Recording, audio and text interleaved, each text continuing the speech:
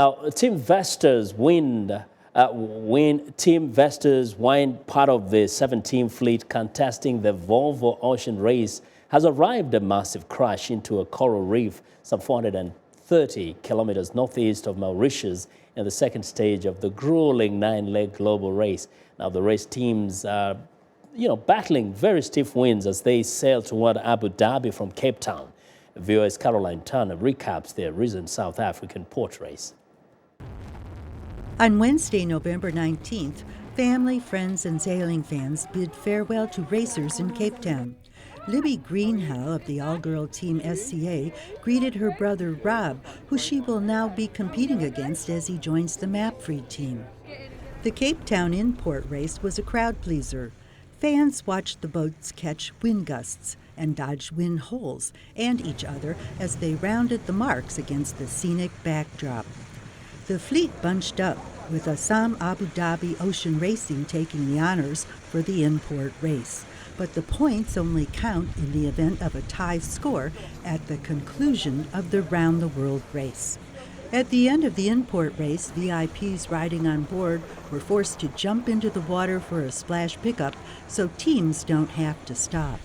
Here goes Francois Pignat, South African rugby union player, as he jumps off Abu Dhabi Ocean Racing.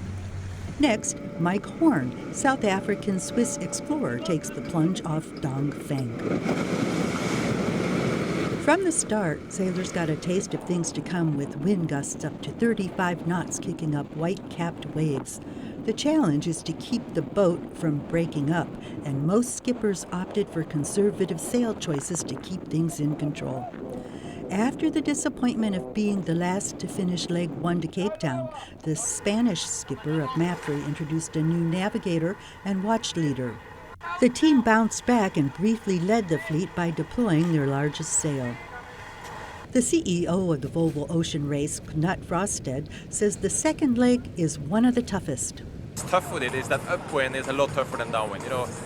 Sailors don't think about wind strength, they think about wind strength and wind direction and waves. And all the three matches kind of to the perfect scenario of really, really tough conditions. So they will have sustained 25 up to 30, even more, closer to 40 knot stages upwind. And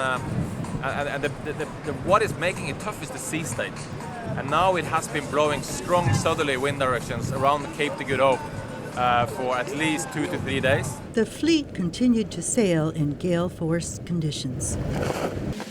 Cape Town is notorious for its wind and the wind hold. So when you start in the wind hold, you want to push, and then all of a sudden you've got 40 knots. It's a bit risky. American skipper Charlie Enright. Pretty nice to have some boats behind us in the backdrop, but we'll see if we can hang on to that. It's getting really weird ahead. After the first night at sea, Team Alpha Medica had the lead, followed by Mapfre and Dongfen Race Team. Leg 2 covers over 6,000 nautical miles from Cape Town to Abu Dhabi. The trip could take 3 to 4 weeks.